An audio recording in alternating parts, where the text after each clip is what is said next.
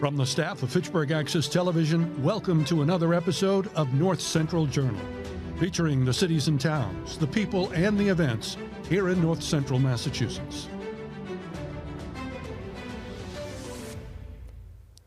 And hello, welcome again to North Central Journal. I'm Scott May, and with great pleasure, I'm going to introduce you to the new president of Fitchburg State University, new as of July 1st of this year, Dr. Donna Hodge. Thank you, Dr. Scott. Hodge, welcome. Thank you. It's Happy to be here. Great to meet you, and congratulations. Thank you. It's been a little bit of a whirlwind the last few months, but a lot of fun. Has, yeah. A lot of fun. Now, which brings me right to the first question. What motivated you to pursue the opportunity at Fitchburg State? Well, I mean, the very quick answer is my spouse. I think, we've approached higher ed and our work as partners, as human beings in this journey, in a very collaborative way. So we think about various times in our marriage. I've supported him and vice versa. And we knew the last couple of years that this was probably the next step, is to start thinking about a presidency.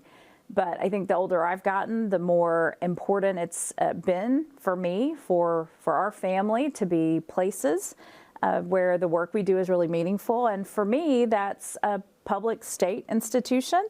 It's a regional comprehensive. It's a campus that has a focus on really serving students, in particular first-generation minoritized student populations.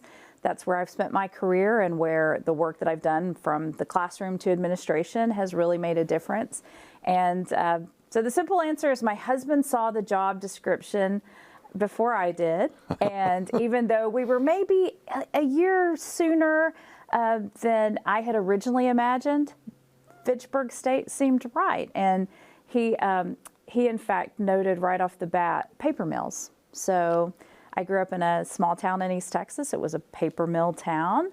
And so the second we talked about Fitchburg, not just the campus, but we talked about Fitchburg and where that campus sits, paper mill town. And I thought, okay, well, I know a little bit about what it means to be a paper mill town and the challenges that we faced, especially since the 80s in paper mill towns. So that was really the catalyst for all of it for us. Somebody sending you a message there, probably. Yeah, I think so. In fact, several of my colleagues and friends have pointed out throughout the process how it was just really the universe working in mysterious ways to sort of clear the path and make things work out exactly as they were supposed to. So it was the application and the process and that first phone call and being a finalist. It was all just sort of like, oh, this is happening. Okay, well, I really loved my job where I was, but this seemed like a good fit. And so if it happened, wonderful. And it didn't, I was really happy where I was. And I don't know, I think there's something really freeing about that feeling, being happy where you are and knowing what you want. I think it opens the doors to new opportunities, and it certainly did for me at Fitchburg State. You're talking about where you were. Let's talk about your professional career prior to Fitchburg State. Where were you?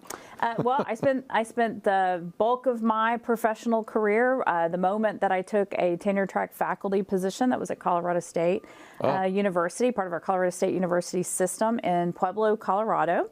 So in southern Colorado, a town actually not too dissimilar itself from Fitchburg.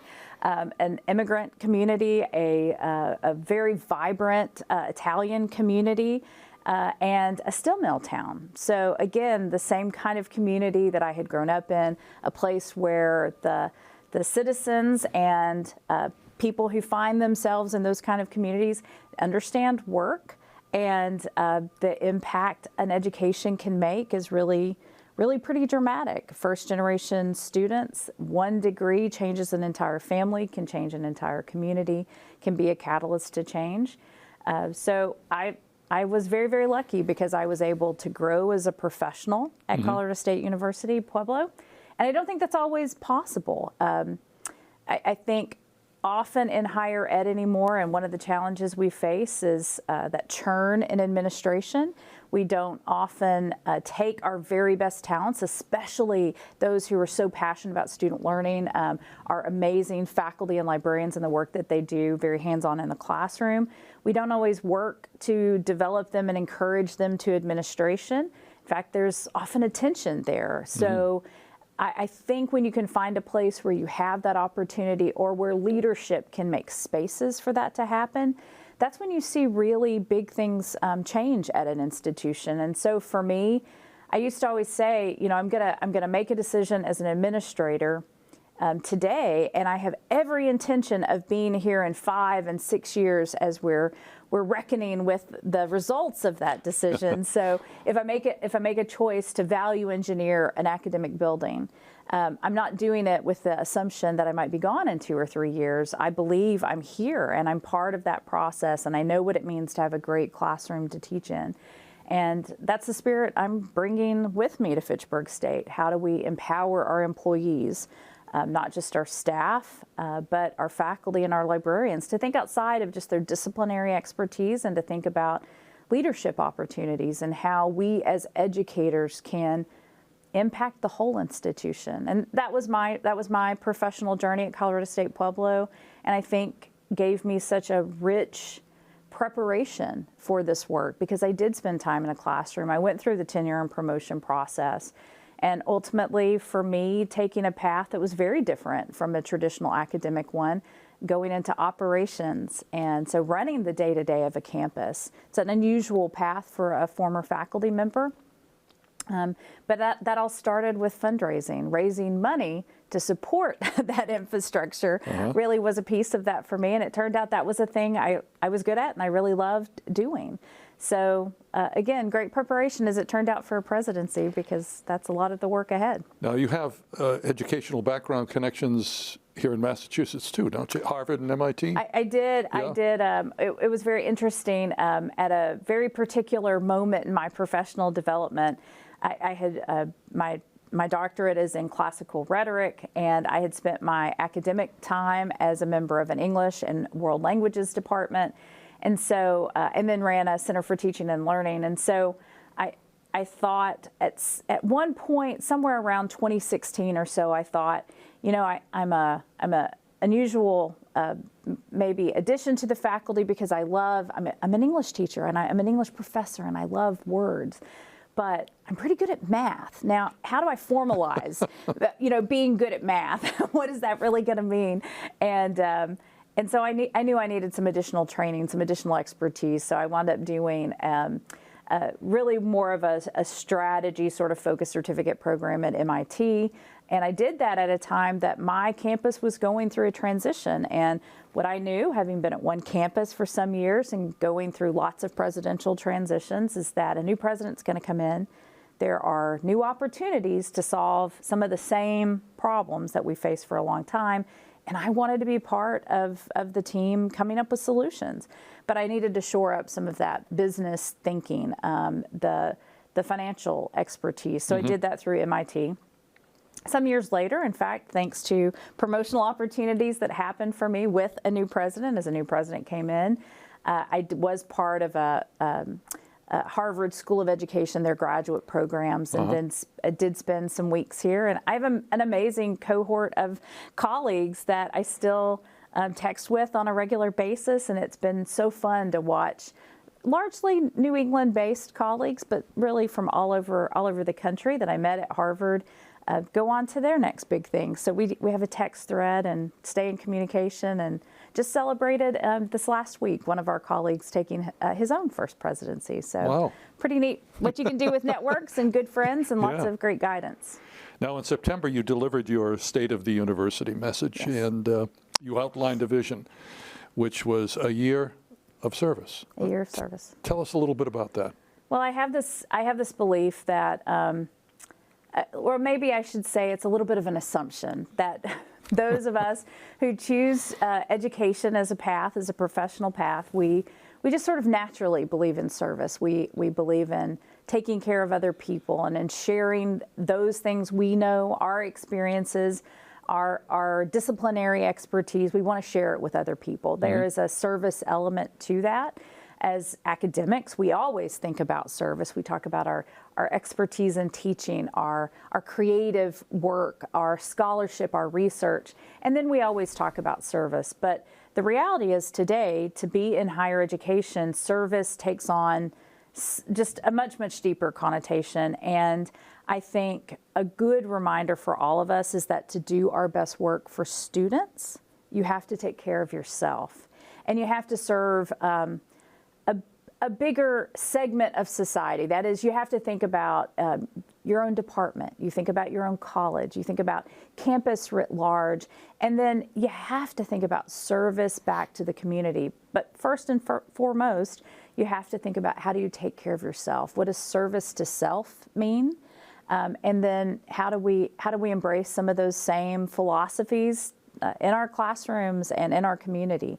So I'm constantly amazed, just in the past few weeks, the stories that I hear about the ways our faculty, our librarians, our staff, many of our students, right here in this studio today, in fact, are learning and growing as professionals and citizens by giving back and serving this community, North Central Mass in particular. So that was a big part of that September 4th State of the University, that we believe in this, but now let's codify it. Let's start talking about service in a different way.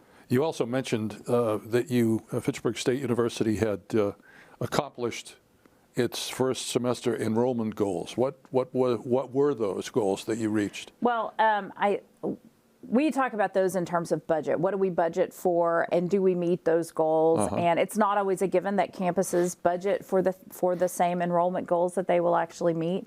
So I think also important to me is recognizing, stopping, and thanking people for the work that they do to let us hit those particular targets. For us too, we think a lot about who we have living on campus and what that vibrancy and that life on campus is going to be. So having 1,000 students who are living and learning on our campus is a huge opportunity. Lots of growth still possible there. We're not at our pre-COVID numbers. So it's a good reminder that we've hit a target, we've won in some regards, but there is much still to do. Which was another piece of what I outlined in that speech.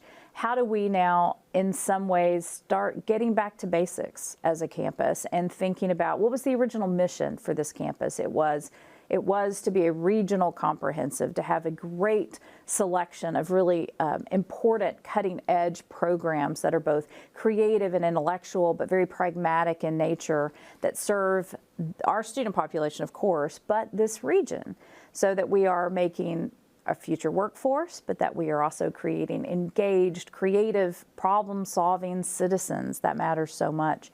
But I think for me, that means looking in our own backyard. It means thinking about how are we recruiting students from Fitchburg, from Leominster, from Gardner, from North Central Mass, because that's not been our focus in the last few years. Like many regional comprehensives, we've reached out and we've started thinking about where are those students going to come from and what do we have to offer students from all over, not just the country, but the world. And that's an important piece too, right? Because it creates an exciting, vibrant campus, and our students who are from Fitchburg get to meet students from Pakistan. I mean, how amazing is that? A student who comes from Turkey, from Germany. We want that to continue, but we cannot do that at the risk of the work that has to happen right here in this region. That is our mission, to be a regionally serving campus. So that's going to mean for us some expanded partnerships, codifying some great relationships that have always been true for our campus and this community, but putting it on paper, so it's a little more person-proof, a little more sustainable. FATV is a great example of that, but certainly working with our Fitchburg public schools. How do we partner to ensure that their graduates, who have every opportunity in front of them to have amazing lives, and college isn't always part of that mix, how do we ensure that those students know that they have an opportunity for a quality academic experience at a very affordable price point, at an amazing institution that is both beautiful and vibrant right here in their backyard? That's important to me. Now, one of the things that jumped out to me from your presentation was the number of countries that are represented at Fitchburg State University. I think it's 39. 39, yeah. Yeah, amazing. We joked it was A to Z, literally Albania to Zimbabwe. But that's amazing, and that's 455 international students on our campus right now.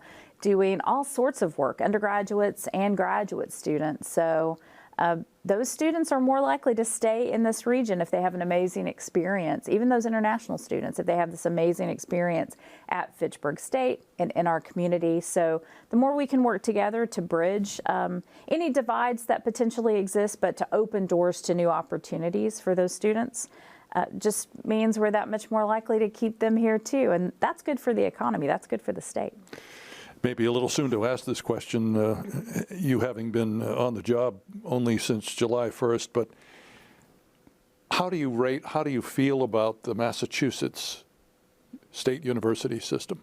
It's complicated. It's, I was part of a much smaller system. The Colorado State system is only 3 campuses, 3 presidents, 3 leadership teams, very unique branding, very unique service areas for each of those campuses, but then a system leadership that included 1 board, right? A chancellor and a chancellor's team.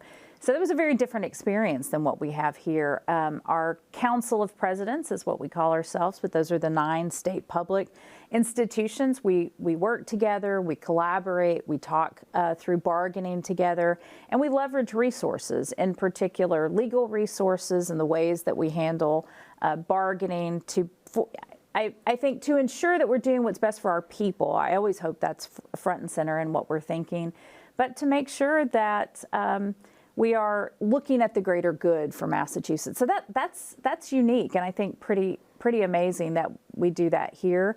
That is a broader look at Massachusetts higher education than I had when I was in Colorado. Mm-hmm. So a little more complicated. It's an older system than Colorado's, obviously.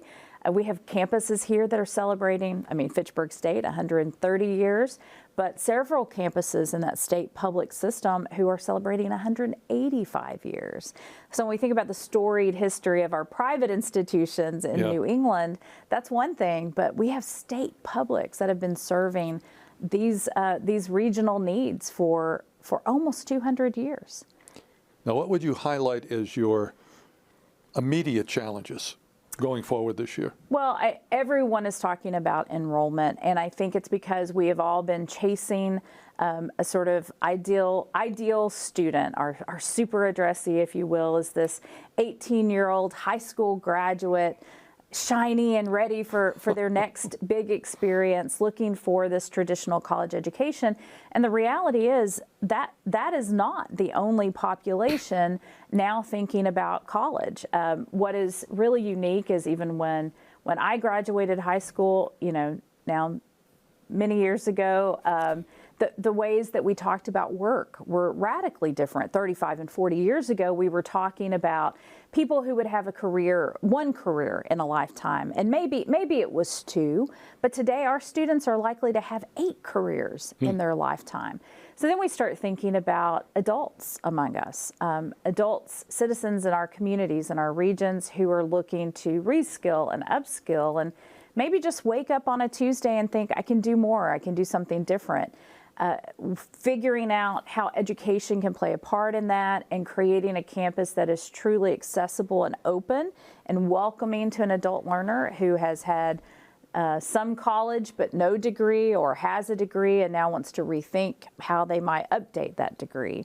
That's a challenge ahead. So that is thinking about enrollment and shifting a campus culture around that changing enrollment and the changing demographic is going to be, it's a heavy lift for sure.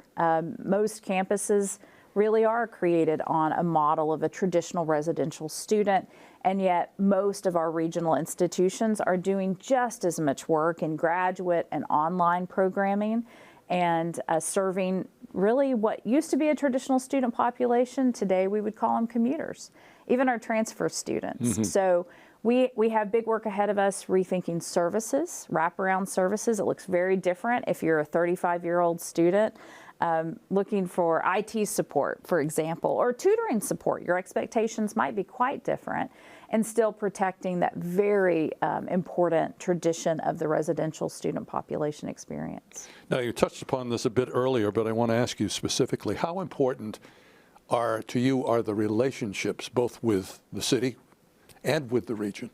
Well, we don't do anything at Fitchburg State without the region.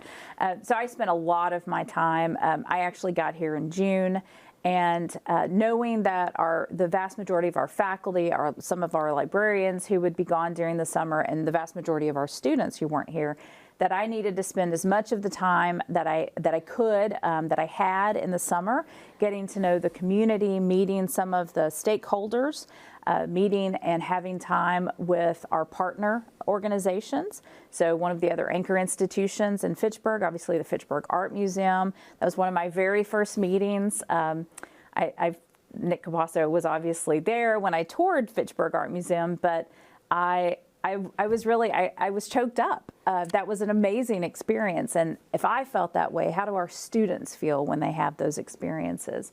So that was key. And I think it's because those partnerships, those relationships that we build with the city, with the mayor's office, but as we're working with these really interesting collaborative groups of thinkers who are committed because they found themselves here in unique ways, as I did, or because they were born and raised here. Maybe they left and they've come back, but they're thinking about the health and wellness of Fitchburg, what the future for a vibrant Fitchburg economy might be. The university has to be part of those conversations, even if it's just for our own benefit, because the health of Fitchburg is very much the health of Fitchburg State, and vice versa. I'll talk a little bit about your vision for Fitchburg State going forward. What do you have in mind as maybe some changes or a direction to go in? Sure. Well, I think we have some opportunities, right? One, I think we have a lot of opportunities to reach hands out to our community partners, to folks who have maybe not been as engaged at the university and in the work that we're doing at the university, making some real decisions that literally and metaphorically fling the doors open to people to spend time on our this beautiful campus, but to see firsthand the work that's happening in the classrooms and on our athletic fields. So I think the first is, of course, this is not necessarily my vision, but I do believe that our leadership team has to play a very important role in this, and that is that we are increasingly close to becoming a Hispanic serving institution. That's a federal designation that opens the doors to new funding opportunities. What that means is you have to really be student-facing, serving institution. So we're back looping full circle to that idea of what does it mean to serve a student population. It doesn't mean to give. It means to serve. It means to put something in front of someone that then they have an opportunity to start to select from. And so for us, that future as a Hispanic serving institution, to ensure that our student population looks a lot more like the region. As you certainly know, our region right here in North Central Mass is increasingly Hispanic. So I want to make sure that that our student population is also keeping par, because that will mean that we are doing our best work to serve the students right here in our own backyard. So that is definitely part of the mix. I think we have real opportunities around athletics.